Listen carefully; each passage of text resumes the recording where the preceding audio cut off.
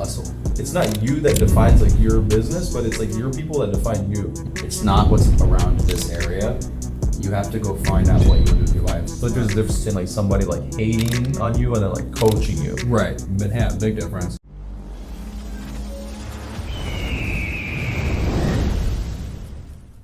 All right, welcome back to the Take Flight podcast. Today we are here with a very special guest, Victor Faria. How are we doing, Vic? Bro, fantastic. God is good. Dude, it's good to have you here, bro. Vic's from Orlando. Orlando, Florida. Let's go, dude. And the Ville, dude. Let's go, dude. I'm so excited. I'm very excited to be here. It's a pleasure. It's an honor. You've been here for what, a week now? Oh, yeah, just about a week. Let's go, man. How's it been? Bro, fantastic. The culture, just the whole team, the energy that people bring every day, surrounding yourself around like-minded people, it just amplifies every bit of vision that you have. It's fantastic. Yeah. No, I always say that, but like, you have to be around people that want the same thing as you, because it's so much easier to just like get that ball rolling every day, wake up in the morning and go do it, when it's 30, 40, 50 other people doing the same thing. Dude, you get competing. You know? It is, bro. Dude, it's fantastic, dude. Like, honestly, just the culture of like just waking up, like coming to an office, getting around people that it doesn't even feel like work. No. Like, I'm just gonna be honest. Like, it doesn't feel like work. I feel like I'm around people, bro, where it's like, bro, people are closing. I don't care if they're on my team, they're not on my team. Like, we're all a huge team. Yeah. You know, and that's what makes it like so addictive. Like, it's fun, bro. It's just so good. It doesn't even feel like work. Like, we're just scaling a business. We're making thousands of dollars and gonna make millions one day, and dude, we're just doing it, and it's fucking awesome. Yeah, dude. I always say this, like, I haven't worked since I got an insurance license. Don't get me wrong, it's been a grind. There's been days I didn't have fun, but I do nothing is like going to work at fucking Walgreens at 6 a.m. when you don't want to be there. There's not a single day where I don't want to be here. Dude, that's so true. It's so much better. It's so good. It really is, bro. It's good, bro. Like, honestly, everything, like, even at home, like, I'm just gonna say, like, at home, sometimes, like, you can put yourself around people, or sometimes, like, you're in, like, an environment where your growth is kind of, like, capped, if that makes sense. 100%. And then when you come out here, like, I don't even have, like, there's no cap on my vision. Like, I feel like every single day it gets bigger. Like, even, like, just all the pillars of, like, our business, like, in the life insurance industry, which is, like, sell, hire, market, develop, or sell, hire, develop, market, however, like, whatever order, it just feels so much, like, more simple, like, being here. Yeah. I think it's just less taxing on you. Like, that's a good way to put it. It feels more simple when you're here, because it's like, oh, it's not that deep, because everyone else is just doing it. You know what I mean? You don't have to think as hard about what it looks like, if that makes sense, because you got all these examples. It feels much simpler for that reason, I feel like. It does. No, dude, it's been a blessing getting the office opened. Like I said, we were virtual for 2 years, right? 2 years. 2 years. Just opened up, dude. Now it's like, I think we jumped. I mean, our first month in here, we did $1 million. That's awesome. First $1 million month. Dude, that's so contagious, bro. Yeah, like, how can you not want to be a part of that? It's awesome. That's how I feel. Let's go, bro. That's fantastic, bro. That's a huge feat, and I know you have crazy vision. Oh, yeah. What's it look like from here, bro? From here, I'm focused on 10 mil now. Like, we hit $1 million, let's do 10 mil. I mean, I'm big on the systems. Like, our culture is our best thing for sure, because that's the number one thing you got to have when you're building an agency, is great culture.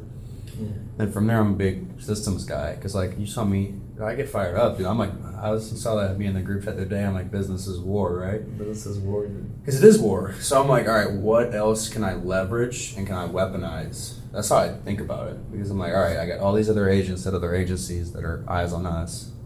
Like, I need every weapon I can to, like, convince them that this is the right team, because it is.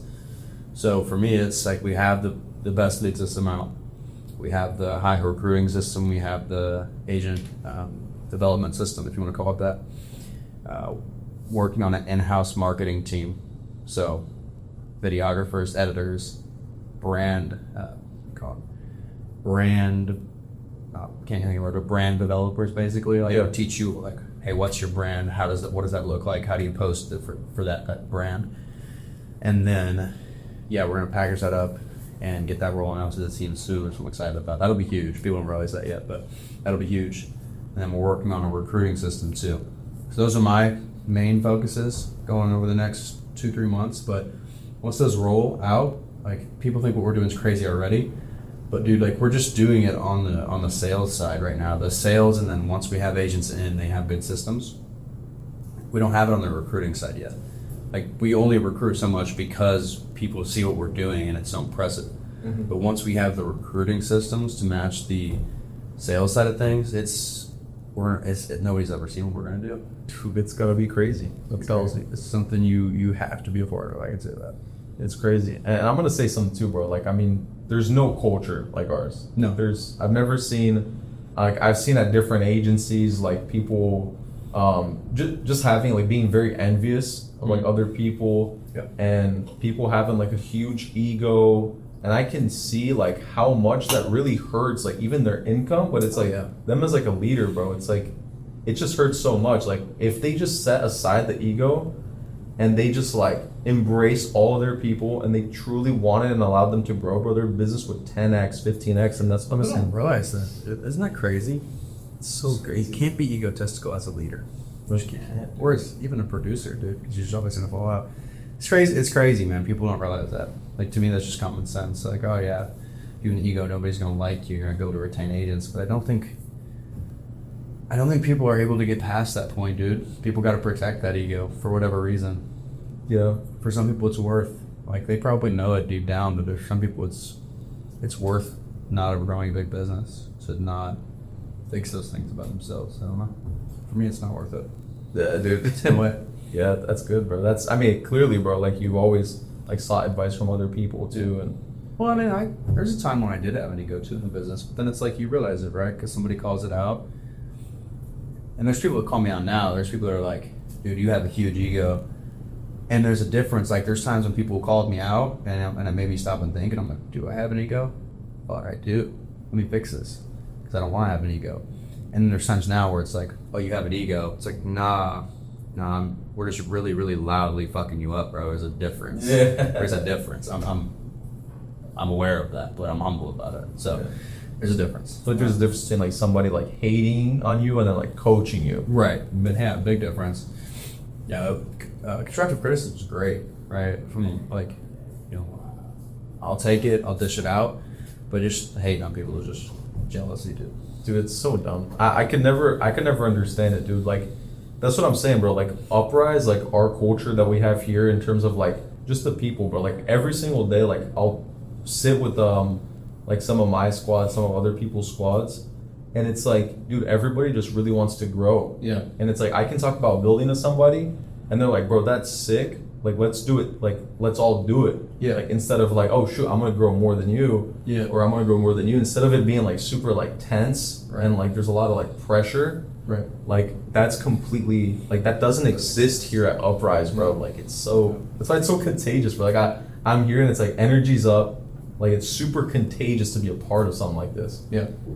It's just, dude, we just have such good people. And I think the way we maintain that is by just setting that as the standard. Like if you don't have the character or you're not willing to figure your shit out to maintain that character, then you're probably not gonna make it here. I mean, we kicked 3 people out of the office the other day because they were just not contributing in a good way, and I'm super protective of that culture because that's everything, dude. You want people to come in and be like, wow, these guys and girls are all awesome. I want to be a part of this. You don't want people to come in like you've been to. No, I won't say it. There's multiple offices I've been to where it's go in the office, team over here, team over here, team over here, team over here, and these people don't fuck with each other. And to me, that was so weird. That's one thing I saw. I was like, I never want that for myself. Because I don't want to have a team where it's like these guys don't like these guys for what? We're all doing the same thing. It's so weird. Weird. I've seen that in other agencies too. Yeah. And I think like even me like coming to Uprise, like I think that was like one thing that like really separated a lot is just like over like I'm gonna say over at like that other agency, it was just like a lot more like hostile. And it was always like the culture wasn't protected. Why do you think that is? Like, how do you think that happens? Where does let's just put it all on the manager because it usually is. Where does somebody have to go wrong for that to happen? What do you think? I think like like here's the thing, I'm just gonna be like honest. I think a lot of it does come down to ego. Like I know we talked about ego already too. Well, I'm just gonna put in a perspective, like just so you have like an idea of like what I'm thinking too. Kind of like correct me here if I'm wrong. But I think like ego in terms of like, okay, like we're building something. I think it's acknowledging that you're not doing well in your business. Yeah. And you're like, I'm gonna do everything to figure it out. Yeah. Like when you have a business that's like not doing well, like you can't just pretend it's going well. Yeah. And like fake it till you make it. It's like, oh shit, my business is not going well. Like to all the producers, or like if you're in a managerial role, it's like, hey guys, like I know my business isn't going well right now, but I'm actually really happy and I really want you guys to win. So over the next couple of weeks, like I'm gonna come out with something that's gonna allow you guys to win. Like, you guys have any ideas? I think asking for feedback is like a huge thing too from like agents. That's fired. I think that's like a huge thing. I think that's like the biggest reason why I wanted to come over to Uprise. I know we've always like stayed in touch. And bro, I'm really, really grateful for our friendship, bro. And now we're in business together. It's fucking awesome. It's sweet. It's awesome. That was never my plan, bro. Like I was talking to somebody the other day, and I was like, someone was like, yeah, we were telling Vic for months to come over here, and I was like, bro, I never once told Vic to come over here. I think one time, like, Marco or somebody made a joke about it. I was like, hey, it's there. I think that's all I ever said, because it's like, my goal isn't to like go out and was never to fucking go out and like steal you from some other agency, but it's like, dude, you're my guy, you're a good dude. And that's what I saw. Like, you're a great dude. Like if you have questions, let me know, bro. I'm growing, like whatever. But that's pretty crazy. I like the way that you put that. How exactly did you put that? You said it's ego. Yeah, people refuse to admit their business isn't going well, and like I'm sitting here listening to you, like that's what it is, dude. For sure, people are like, let's go back to egos. They're protecting that ego of like, oh no, I'm not wrong, when really it's like, no, your culture sucks. Like you're not growing, you're not selling, you're not leading from the front. All these things are not going right, but instead of see us like we're a successful person or someone that fixes problems, would go out there and they say, okay, here's what needs to get fixed. These 3 things.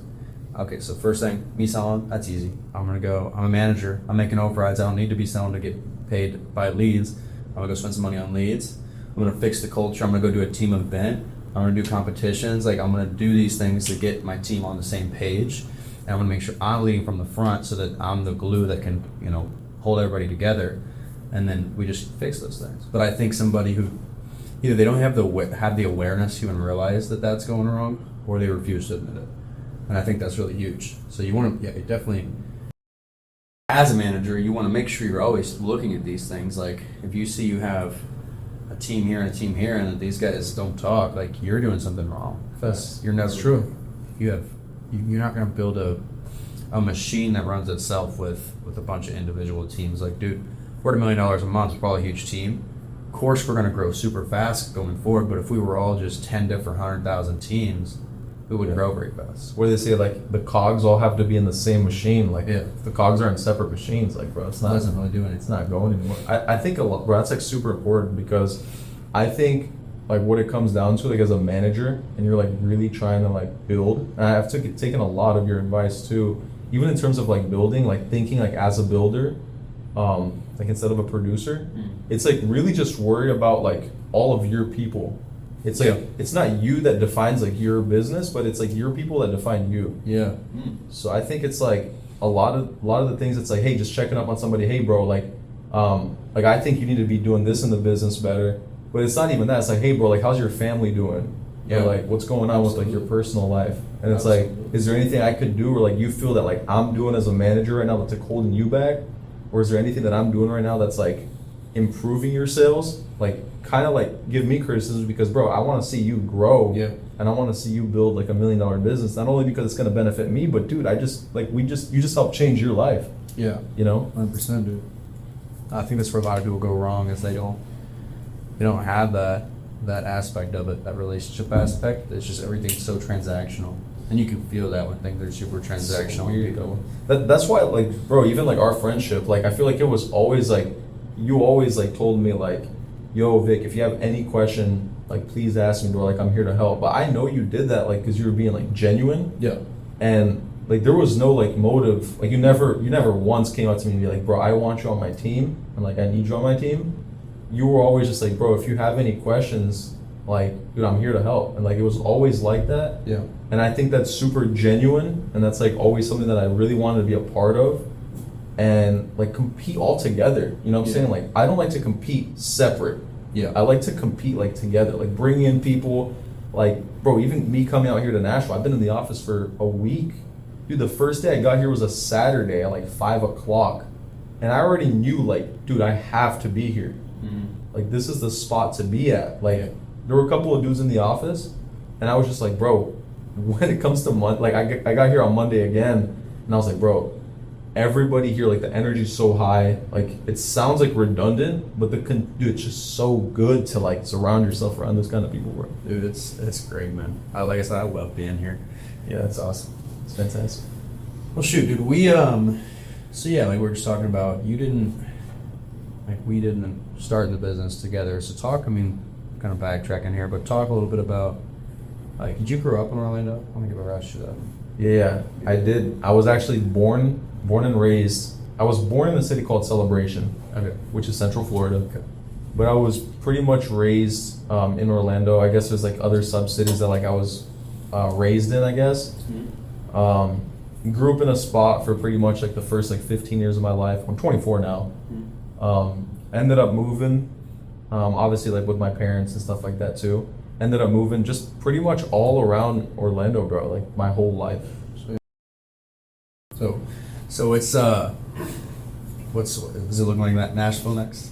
Dude, I mean, it has to be, bro. Like, I'm just gonna be honest, like, you just, like, see it. Like, the vision, because I was on virtual, like, you're talking about National Next, it's because I'm virtual, right, working out of Orlando right now. Yeah. And I think the biggest thing is, like, you just don't, like, number one, like, I showed up here at 9:06 today, and I had people calling me out, like, yo, why weren't you here at 9? But it's like, I didn't even, because here's the thing, like, if I had ego, I'd be offended. Yeah. You know what I'm saying? Yeah. But it's like, oh shit, like, let's all compete together. So now I have to get here before, like, I just told another guy, I was like, dude, I'm going to be here at 7:30 tomorrow. And, like, I have to do that now. Like, now I'm just thinking about, like, oh shoot, like, let's do that. At that, there's nothing like that working virtual. No, it's Like- especially when you're on your own, dude. You don't have anybody to be accountable to. Oh, It's buddy. tough. Not that you should be the type of person who requires that, but at the same time, it's like, I mean, this business is boring when it's on your own, so it can't be tough to get on there. I want to be motivated all the time because I don't care. Like, I do. Yes, I believe this. People are always like, it's like some Instagram reel, and you're like, it's like discipline over motivation. It's like, yeah, but dude, I don't care who you are. Like, it slips. It slips. does. When you're not motivated, it sucks to be disciplined. It does. doesn't mean you aren't disciplined, but it sucks. You know what I mean? And it's so much more enjoyable to be disciplined when you are motivated. And what's more motivating with being around all these Dude, people. yeah, You know what I mean? You're right, bro. You're completely right. It's just like every time I'm working virtual, bro, it's just like, I'm not gonna say like I feel like sad, because that's like kind of weird. Like, as a guy, like, I don't know, that's kind of like weird to say. But it's like at a point, it's just like, bro, like, I just want to win. And it's just like, if people around me like aren't wanting, like, if my childhood friends or whatever it is, like, they just like have like a vision, and it's like they're kind of like holding me back from my vision, and that's just like in my day-to-day life, it's just so much easier to surround yourself around people that are doing it and like want to do it. People that come, dude, we're talking about people that aren't, like, you're not even here, you're not even from Nashville, right? No, so I'm from Illinois. Dude, yeah, that's crazy. So like, you came to Nashville, bro, and you just like brought this culture here, and we got guys from Boston and like Mass. We got guys from like me from Florida.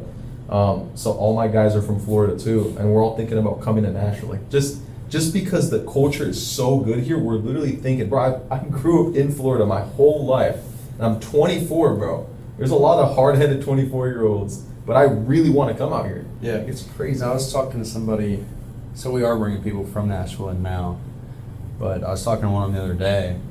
They're like, so how many people here are from Nashville? And I was like, well, probably 50 people in the office. And just like, those two people? He's like, damn, dude. I'm like, yeah, I mean, that's the opportunity for you. Everyone's willing to move across the country just to be here.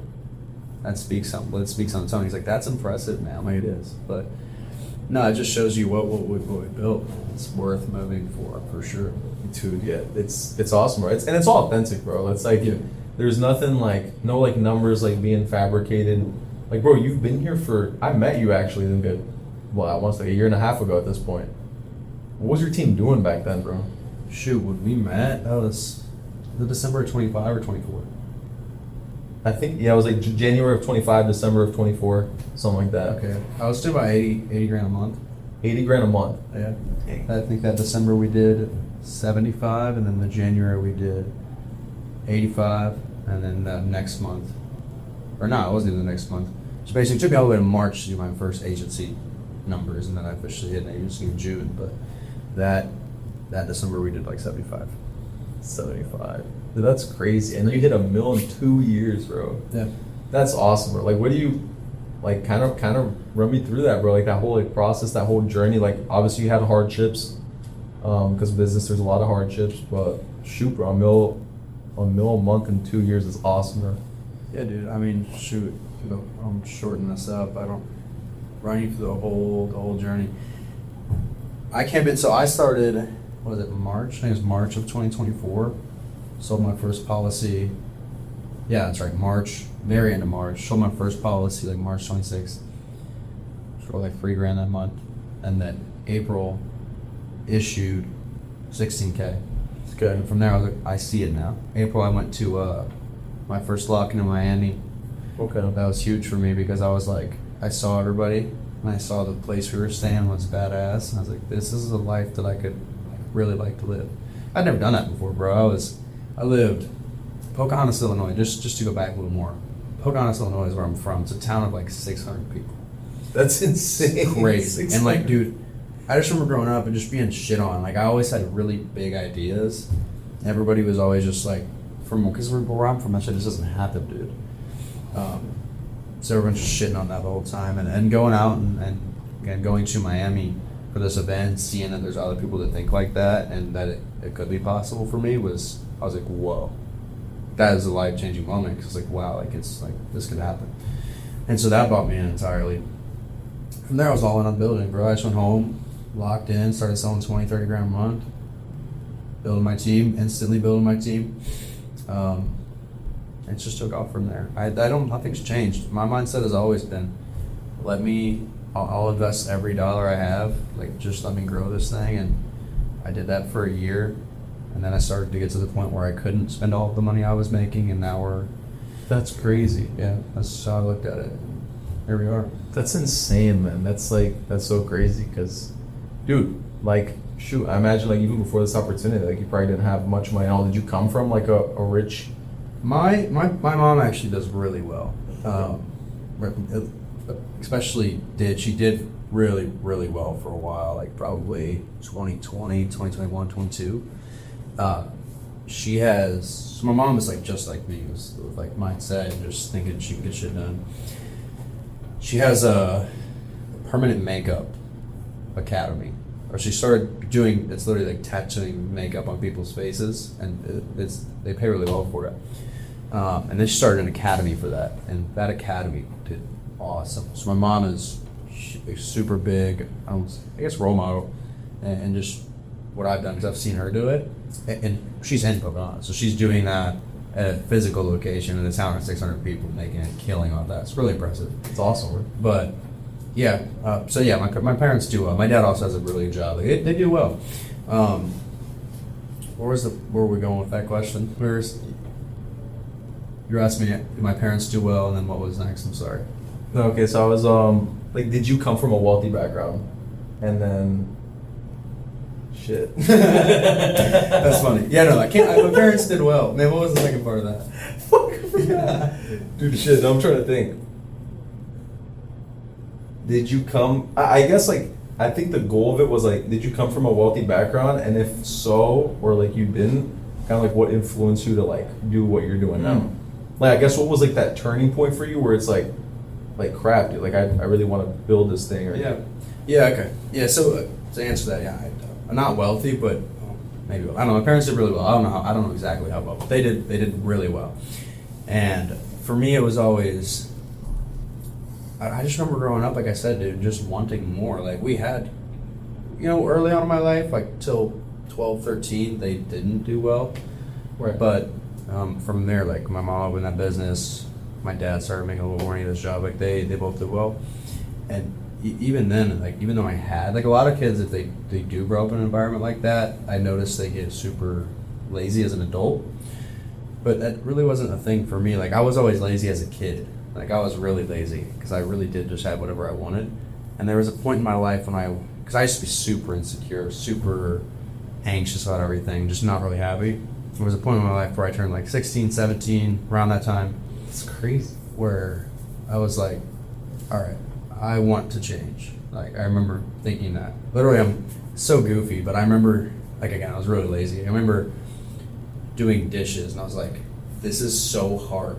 Like it's a vivid memory. Dude, I think we're like the same people, bro. Because like dude, that's actually crazy though. Yeah, I remember having this thought, like this is so much harder than it should be. And that's what made me make that mental switch to, like, I need to change. Because, bro, I'm going to be an adult in 3 years, and I'm not going to be able to do shit. These dishes are hard, bro.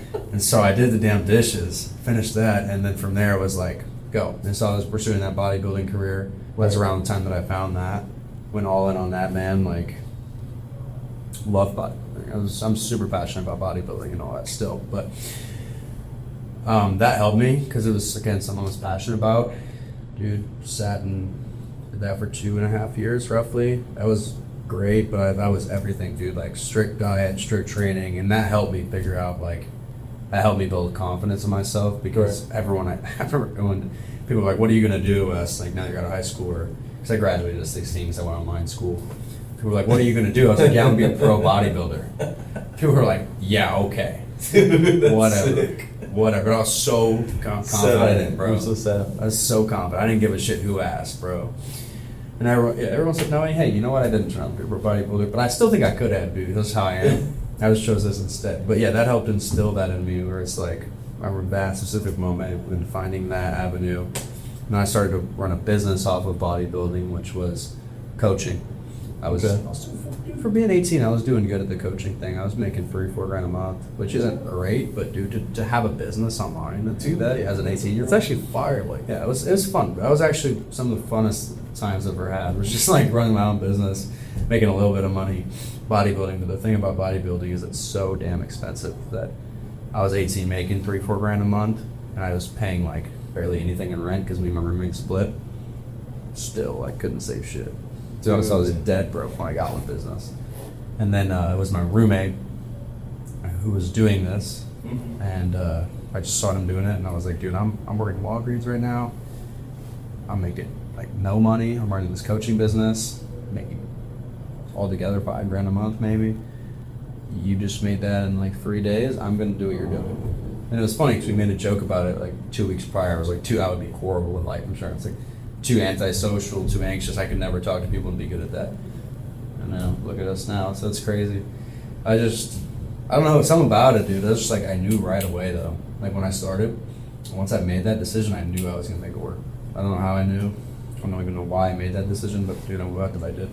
Dude, that's awesome, bro. That's actually so crazy, bro. Because, do you mind if I give like a little bit about like my like story too? Because I think we're actually so similar. Like it's actually so crazy.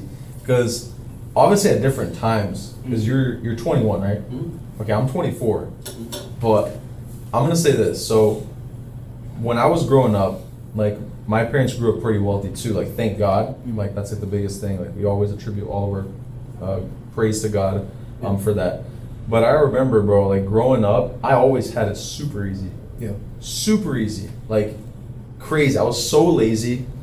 Like the laziest person, bro. I was like a sloth. Like it was so bad, dude. And I was growing up, bro, and like we're in a family of like 3. So like, bro, I'm gonna be honest, like, bro, like all of us, we were like kind of spoiled. Yeah. Like I have 2 younger siblings, but bro, like my parents gave us like everything, but it got to a point where, and let me know if this is like okay to say. Yeah. Yeah. Okay. But dude, yeah. So we just got to like a point, bro, where like I knew I wanted more for myself because I saw like what God had done in our lives, like to bless my dad. Yeah. That makes sense. Exactly. And I was always just like, dude, like how do I get to that point? And so I always like, I'm gonna say from when I was like 16, like I knew I wanted something different in life. I just didn't know if like my parents were like pushing college on me a lot. Yeah. Which is like normal. My dad not too much, but I'm gonna say my mom was. Just because you know how it is. Like parents just like want the best for their kids or whatever it is. Whatever they think is the best. Whatever they think is like the best avenue. Yeah. And bro, I think that's like I just got to a point. I was 16 and I was like, okay, like I want something more for my life. When I was 17, I started like a little like side hustle. Not like drop shipping. I guess it basically is drop shipping, bro. And like I don't know if you have to be like 18 to drop ship, but I remember like signing in on like my dad's like computer and like doing that and like all that stuff. Like it was crazy. Oh, yeah. But when I was 18, this was when I was 18, bro, and I was like lazy as heck. Bro, actually 6 years ago, we were in the pandemic in 2020. Yeah. Bro, I kid you not, bro, I was literally sleeping at like 5 a.m. every day because I would play video games the whole day. Yeah, me too, bro. And play video games the whole day. Like, all I do is just eat, sleep, and play video games, bro. Yeah. It was crazy. And it got to a point, bro, where it was just like, dude, it was just like, I knew that I had to change, but my dad called me out on it. Like, he came up to me, he's like, yo, I gotta talk to you. And I knew that, like, I was in trouble or whatever it was. And he was like, hey, like, God bless me a lot, but I'm not giving you shit.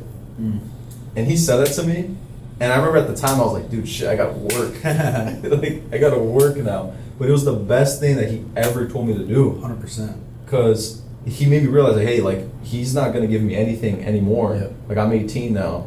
He's like, yo, like, fiend for yourself. And dude, that changed my life. I started reselling sneakers, and then it just got like super dangerous, and like I just didn't see myself like doing it long term. I wasn't really profitable, to be honest, maybe the first couple of months. Yeah. Got into trading. I still doing trading in school, but like just not the avenue right now. And then bro, I remember I was 23 or I was 22, bro. And then I got presented with the life insurance like opportunity, and I was like, bro, this is insane. I saw the vision. It was obviously at a different agency. Yeah. But then after a certain period of time, bro, like things aligned, got to Uprise, and vision is like absolutely, like I know exactly, I used to be like doubtful of myself, yeah. If that makes sense. Yeah. But dude, I just want to do it. Like I'm not afraid to move here, be broke for a little bit, skill the business. Like I'm not afraid. I like something you said. I like that you said that your dad had that conversation with you. And the reason I like that so much is I am super big on that. I hear like, dude, I hate, when I think there's nothing I hate seeing more than parents absolutely ruin their children. And what I mean by that, you see like some of these families, like good for them. These parents, they worked, they built this thing, they're making a lot of money, like whatever they chose to do with their life. They had to go work for that. And what you see is like parents, they don't have the fucking guts to like, yeah, I love my kids, but my duty is to build them into good humans. So they just want to take care of them so much. Next thing you know, the kid's 21 years old, driving a car somebody else paid for, has a fucking allowance at 21 years old. Dude, he's not going to do shit with his life now. He's not, dude. And so like, good on your dad for having that conversation with you, saying, hey, I'm not helping you. You're on your own. So I can't, you know, I don't know if I had that exact conversation ever, but definitely had that, like, I was like, I see how this is, you know. Figure this out, man. But that's what they should do, man, because they shouldn't, parents should not be taking care of their kids. They should not be just giving the kids whatever they want, especially as adults. Like, yeah, that is the number one way to ruin your kids. Not that I'm a fucking parent or anything, but yeah. I've just seen it. Like, I've seen it how I felt when I had everything that I wanted given to me. I've seen it in my little brother. I've seen it in people that I know. And it's like, dude, 99% of the time, the savages in the world are the kids who grew up with nothing. You have the 1% outliers like you and I who fucking got lucky and made it through because something happened or our parents had conversations or cut it off. But 99% of the people that are killing it are people who didn't grow up with shit because they had the hunger for it. They do. Because when it's like a fucking animal in the wild, dude. If you it's animal in the zoo versus animal in the wild. Like, if you know food's coming every day, yeah. You don't have that hunger to go kill anything. You don't. I think the craziest thing, like, and I think this is super important, like, just like what you're talking about, is I think with me it was like kind of like the way I grew up, and I knew that I had everything. Yeah. like that one conversation that my dad had, like he kind of like took everything away. Yep. And I think for me it was just like, oh, everything's taken away now. Ball's in my court. So now I have to figure this out. I have to figure this thing out. Yep. And that's what I did, bro. And like that's what we're still doing, bro, every day. Like Yep. figuring it out. And dude, I'm super grateful for all the opportunities. And That's what it's about, dude. It's just realizing like, hey, this is my thing and I gotta go. Just gotta make that commitment to going and figuring it out, whatever it is. I always tell that, like I tell my little brother shit all the time because I'm trying to get him in the right direction too, because we grew up the same way and he had it worse than I did. Like I said, my parents didn't have money till I was 12, 13, where he was like 6, 5. So like that's young to be having phones and PlayStation 4s and talking shit online to people. So he's a good kid. He's a really good kid. I love the dude. He definitely was in that little place for a minute. So I'm trying to tell him, it's like, dude, you just gotta find purpose in life, man. Like you're 17 now. It's not gonna be girls at 17 years old. It's not gonna be, it might be a girl, but if you're 17, 99% of the time it'll last. I'm trying to tell him like it's got to be something that you want to do with your life, and it can't be. I mean, it can be, dude. But I know you. It's not what's around this area. You have to go find out what you want to do with your life, and I like it because he's super big into trading right now.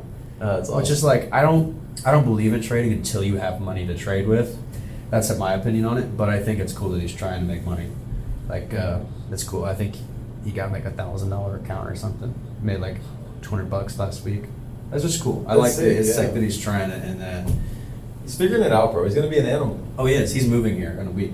That's sick, dude. That's so Yeah. sick. Dude, that's like the best thing too. Like talk about a blessing for me that's come full circle is being able to help my little brother. Not even directly, but by getting around these guys, getting around you, like good fucking people who are killing it. Dude, like that kid's gonna be an animal because when I was 17, if I would have had that kind of mentorship, like all these people that are 20, 18, 19, 21, making fucking Marco's 19, making 50 grand a month. Marco's 2 years older than my brother, making 50 grand a month. My brother's still in high school. Like that's insane. It's insane, dude. If I was him around that, I'm like, okay, there's so much more. My eyes are so open at a young age. Like that's just what I'm excited to have that for him. That's insane, bro. It's pretty badass. That's crazy. I think it's like obviously we keep on talking about like people, like surrounding yourself with other people too. Yeah. But how do you like? Where do you think like you and your business? Because now your business is at $1 million a month. Yeah. Do you think that there's anything that like you could have done differently to be at an even higher level, or are you just like? Oh, definitely. I mean, there's a lot of things, but that's how it goes, right? You learn it, and you figure it out later.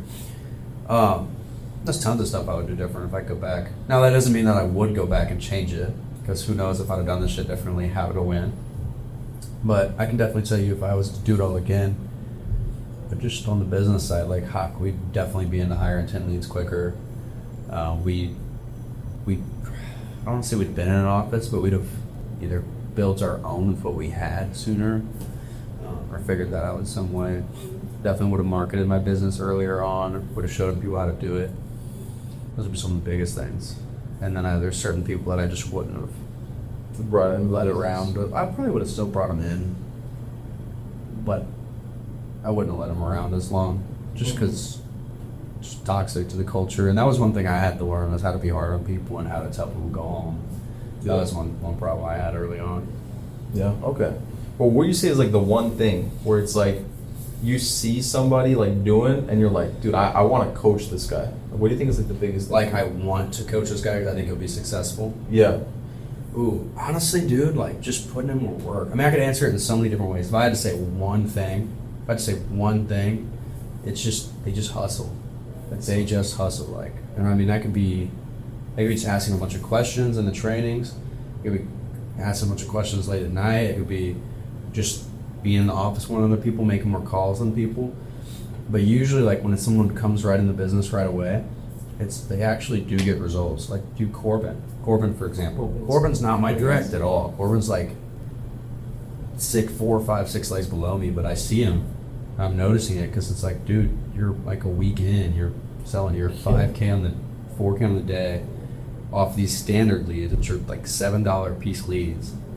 Like people bitch about these leads sometimes, bro, like the standards, because people, I don't know, but he's proving that they work. You just have to work to work. Like that's all I need to see in somebody is to do that. And it's like, bro, what do you need from me? That's what I need to see. That's awesome, bro. Dude, yeah, that's so cool, bro. All right, Vic, I appreciate you for coming on, bro. We're getting close to an hour. We'll start to wrap it up here. But before we wrap it up, if people want to work with you, how can they reach out to you? My Instagram is Victor Faria. So Victor, last name is FARIAFX. There we go. If you guys want to work with Vic, shoot him a message on Instagram. Like he said, it'll probably be in the description as well. But I appreciate you for getting on, Vic. I'm excited. I'm excited to see these next 6 months as you move down here and grow. I'm excited. I'm so excited. I'm happy to be on the podcast. Let's go.